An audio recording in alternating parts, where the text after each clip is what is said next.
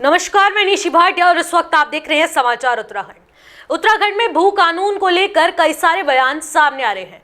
कई युवा इस विषय पर रैली निकाल रहे हैं तो लगातार जगह जगह प्रदर्शन चल रहे हैं, लेकिन सरकार इस भू कानून को लेकर जनता को कोई क्लियर पिक्चर या फिर स्पष्ट रूप से कोई जवाब नहीं दे रही है। वहीं लगातार समाचार इंडिया की टीम इस विषय की तह तक जाकर हर संभव बयान को आपसे साझा कर रही है। जैसे जैसे उत्तराखंड की देवभूमि में बरसात का मौसम बढ़ता जा रहा है, बरसात लगातार हो रही है, उसी तरीके से भू कानून को लेकर हर तरफ आंदोलन और एक जन सैलाब की आवाज़ निकल के आ रही।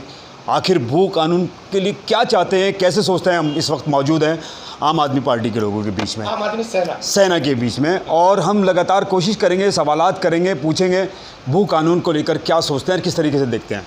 देखिए, भू कानून जैसे 2000 में स्टेट बना और 2002 में ये कानून लागू किया, ये बहुत, इसको आप कानून कह ही नहीं सकते। आप क्या कानून कह रहे हैं इसके लिए? पहाड़ के लिए क्या किया? जिसने इसको बनाया उसने पूरे उत्तराखंड की भौगोलिक स्थिति पे पढ़ा ही नहीं उसको। यहाँ जमीनी क्षेत्र भी है, यहाँ पहाड़ी क्षेत्र भी है। भू कानून बनाया, 500 मीटर स्क्वायर मीटर ज़मीन को आप दे दीजिए और आगे बाहर के लोग यहाँ स्कूल में बच्चे पढ़ाने आ रहे हैं और यहाँ प्लॉटियाँ, कोठियाँ, मकान, सोसाइटी बना के जा रहे हैं। ऊपर जो पहाड़ पे आदमी बैठा है सबसे ऊंची चोटी पे, उस कानून का उसको क्या बेनिफिट हुआ? उसके बच्चे नौकरी नहीं कर पा रहे, वो बाहर जा रहे। उसके घर में रोजगार नहीं आ रहा, कोई काम नहीं आ रहा, वो बाहर जा रहे। मैदानी क्षेत्र को ये कानून ने बहुत इफेक्ट किया। मैदानी क्षेत्र की डेवलपमेंट में इस कानून ने काम किया, लेकिन पहाड़ के लिए नहीं। सरकार ने रेवेन्यू कमाया, ज़मीनें बेची, होटल्स बनाए, लोगों ने टैक्स दे रही है, गवर्नमेंट पैसा कमा रही है, लेकिन वो पैसा क्या पहाड़ पे लगाया? नहीं, क्योंकि उन्होंने वो पैसा तो यहाँ सीवरेज सिस्टम पे भी नहीं लगाया। जिस मैदानी इलाके में ज़मीनें कट रही हैं, कोई पहाड़ पे तो नहीं कट रही ना ज़मीनें। कोई आदमी दिल्ली का आके पहाड़ पे गढ़वाल में कोई 500 स्क्वायर मीटर पहाड़ काट के मकान थोड़ी ना बना रहा है, वो देहरादून में बना रहा है, वो खतीमा बना रहा है, सितारगंज बना रहा है, हल्द्वानी बना रहा है, रुद्रपुर बना रहा है। पहाड़ पे क्यों नहीं जा रहा है? पहाड़ पे क्या विकास है? गलत कानून हिमाचल का, धाराएँ 118 हिमाचल पढ़ें, उसके मुताबिक होना चाहिए। हिमाचल के अंदर हिमाचल का अपना आदमी भी 30 साल रहने के बावजूद भी वो ज़मीन खरीद सकता है, परंतु खेती नहीं कर सकता। अधिनियम 118 वो चाहिए था यहाँ पे। यहाँ किसान भूमिहीन हो गया है, उनकी ज़मीनों पे प्लॉट कट गए हैं, प्लॉटों में माफिया आ गया है, प्रॉपर्टी के रेट बढ़ाए जा रहे हैं, गवर्नमेंट को पैसा दिया जा रहा है, नेता माफियाओं के साथ मिलकर ये प्लॉटिंग कर रहे हैं। अरे पहाड़ पे क्यों नहीं करी आपने? पहाड़ पे चढ़ना नहीं चाह रहा कोई, और जिसके लिए उत्तराखंड बना था, पहाड़ के लिए था ना उत्तराखंड। वो पहाड़ी बेचारे, उनको कहाँ नौकरी दे रहे हैं आप? अभी मसूरी में कितने होटल हैं, उन सब में वो बेचारा खाना बनाता है, बर्तन धोता है, बस। रिसेप्शन पे आदमी आप दिल्ली से लेके बिठा रहे, कस्टमर आप दिल्ली से लेके आ रहे, इलेक्ट्रिशियन आप दिल्ली का रख रहे, एयर कंडीशन आप दिल्ली का रख रहे, उसको कहाँ है रोजगार? उसको बुलाते हैं, वो खाना बनाएगा और बर्तन धोएगा, और जबकि उसकी अपनी कॉन्स्टिट्यूंसी है, अपना स्टेट है, अपना कानून है, क्या लाभ है उसको? नहीं, हिमाचल में करके दिखा दीजिए आप। बाहर का एक भी आदमी नौकरी नहीं कर सकता। वहाँ के जितनी गवर्नमेंट है, आप हिमाचल का ट्रांसपोर्ट क्यों सक्सेस है? क्योंकि वहाँ ये कानून है, वहाँ बाहर से लोग आके ज़मीन ही नहीं खरीद सकते। 118 के तहत अगर वो ज़मीन खरीदते भी हैं स्टेट गवर्नमेंट के पास जाएंगे, इतनी कंडीशन है वो ज़मीन नहीं खरीद सकता। हम वो चाह रहे हैं, वही एक्ट हिमाचल उत्तराखंड में लागू होना चाहिए। ये क्या है कि 250 कर दिया उन्होंने, इन्होंने आके 12.5 एकड़ कर दिया त्रिवेंद्र सिंह रावत ने। नहीं, सख्त भू कानून हिमाचल की तर्ज पे बना दो, बस। सेम धाराएं 118 इम्प्लीमेंट कराओ, अपने आप विकास होगा। ना बिजली दो, ना पानी दो, ना नौकरी दो, ना कुछ भी दो, सब कुछ अपने आप हो जाएगा। कानून लागू चाहिए। ये जो दूसरे तरह के झूठ बोलते हैं ना, लोगों को, पहाड़ियों को या पहाड़ को या उत्तराखंड को पागल समझ रहे हैं, आपको बिजली दे देंगे ये। अरे रोजगार आएगा ना, जब रोजगार आएगा तो। अब जब से देश आज़ाद हुआ है, सब लोगों ने पैसा दिया ना जेब से बिजली का। आज ही थोड़ी ना, 2014 के बाद से चला ना ये नाटक कि बिजली फ्री कर देते हैं। पहले भी तो थी बिजली। आपके पास रोजगार था, पैसा था। हमारा अपना स्टेट है, हमें अपने अधिकार चाहिए, इसमें नहीं चाहिए कोई बाहर का। इसमें ये कानून आएगा। सर, लगातार भू कानून को लेकर हर पार्टी, राजनीति पार्टी पूरा समर्थन कर रही है। भूमाफिया सक्रिय हो चुका है, क्योंकि उत्तराखंड का अगर दिल माना जाए तो वो देहरादून होता था, और देहरादून में इतने बड़े बड़े अपार्टमेंट, इतनी बड़ी बड़ी बिल्डिंग, इतने बड़े बड़े कॉम्प्लेक्स बन के तैयार हो चुके। आखिर अब इस भू कानून को लेके इतना आंदोलन क्यों? जी, क्योंकि आज 20 साल हो गए ये सब होते हुए।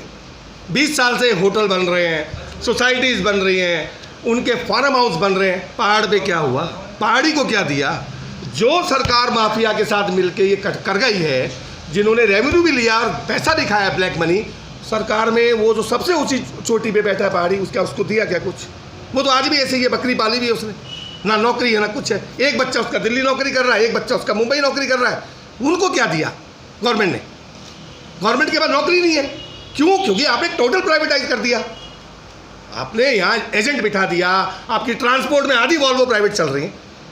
आप जाइए हिमाचल गवर्नमेंट के पास जाइए, उनकी एक भी ट्रांसपोर्ट, कितना बड़ा ट्रांसपोर्ट है हिमाचल का पता है आपको? लद्दाख तक जा रहा है। वहाँ करीबन 70,000 आदमी काम करते हैं ट्रांसपोर्ट में, और कितना सक्सेस है उनके। आप एक्साइज डिपार्टमेंट देख लीजिए, उनकी आप इंडस्ट्री, सबसे बड़ी इंडस्ट्री है बद्दी में और हिमाचल के अंदर सबसे ज़्यादा पावर हाउसेस बने हुए नाथपा झाकड़ी, वहाँ भी लोग काम कर रहे हैं। यहाँ क्या हो गया ऐसा? हम आंदोलन गलत रूप में लेते चले गए। आप हमें क्या देंगे? नौकरी? नौकरी मत दीजिए, कानून दीजिए। 2002 में एनडी तिवारी ने बहुत बड़ी गलती करी है। ये जो इसको फ्लेक्सिबल बनाया, सख्त कानून बनाना था, हिमाचल की तर्ज पे बनना था। सेम हिमाचल, जब हमारी स्थिति एक जैसी है, हमारा नेचर एक जैसा है, हमारे संस्कार एक जैसे हैं, पहाड़ एक जैसा है, तो कानून अलग क्यों किया? वही चाहिए। हमारी एक ही, हम पूरे चुनाव में एक ही लाइन लिख रहे हैं बस, उत्तराखंड भू कानून, इससे नीचे कुछ नहीं, ना ही किसी को कुछ देंगे। ये आंदोलन होगा, और मैं आपको क्लियर बता रहा हूँ कि चुनाव से पहले ये चीज़ें मानी जाएंगी। हो सकता है सरकार इस पर ध्यान लगाए, नहीं तो प्रेशर इतना कर देंगे, या तो आप मैनिफेस्टो में, आपका कोई मैनिफेस्टो काम नहीं करेगा। उत्तराखंड भू कानून सिर्फ एक लाइन, एक मैनिफेस्टो और कुछ नहीं। भू कानून को लेकर उत्तराखंड क्रांति दल लगातार 20 सालों से धरना प्रदर्शन कर रहा है। आम आदमी पार्टी अब दस्तक देती है, आम आदमी सेना अब दस्तक देती है, तो अब आके इस भू कानून का कितना लाभ मिलेगा? क्योंकि युवा, जो यहाँ का पहाड़ का युवा है, उसकी दशा और दिशा दोनों खराब हो चुकी। बाहर वाला भूमाफिया और बाहर के लोग यहाँ पर अंदर आ रहे हैं, और यहाँ का जो पहाड़ी युवा है वो बाहर उनकी ग़ुलामी कर रहा है, उनकी नौकरी कर रहा है, क्योंकि कोई दिल्ली है, कोई बॉम्बे है, कोई गुजरात है, कोई कलकत्ता है। इस हालात में युवा के लिए कितना बड़ा चुनौती है ये जनता के साथ मिलकर एक आंदोलन खड़ा करना पड़ेगा। हमें नहीं पता कि उत्तराखंड क्रांति दल ने 20 साल में क्या किया, हम नहीं जानते इस बारे में। हमें आए हुए 6 महीने हुए हैं यहाँ पे। उत्तराखंड के रहने वाले हम लोग, यहीं पैदा हुए हैं, यहीं ज़मीन है हमारी सारी। जैसे पलायन था, हम भी नौकरी करने बाहर जाते थे, अन्ना का आंदोलन हुआ और हम उसी आंदोलन से लड़के आम आदमी सेना बनाई, अपने इस प्रदेश में वापस आए, और यहाँ के देखा तो यहाँ तो तबाही मची हुई है। इस कानून को जनता के बीच में, जैसे कृषि कानून चल रहा है ना, सेम तर्ज पे इसको चलाया जाएगा। और ये युवाओं का, ये हर उत्तराखंडी का, हर उत्तराखंड के नागरिक का अपना आंदोलन है। इसमें कोई नेता नहीं। एक हमें नहीं मालूम ये क्या करने वाले, क्या मैनिफेस्टो है इनके बिजली पानी को लेकर, नहीं। एक लाइन लिखेगी आम आदमी सेना, उत्तराखंड भू कानून, इससे नीचे कुछ भी नहीं। चुनाव में बाद में होंगे, पहले आंदोलन में होंगे। अब चलिए, बहुत बहुत शुक्रिया हमसे बात करने के लिए। लगातार देवभूमि में भू कानून को लेकर बड़े बड़े आंदोलन, बड़े बड़े धरना प्रदर्शन हो रहे हैं।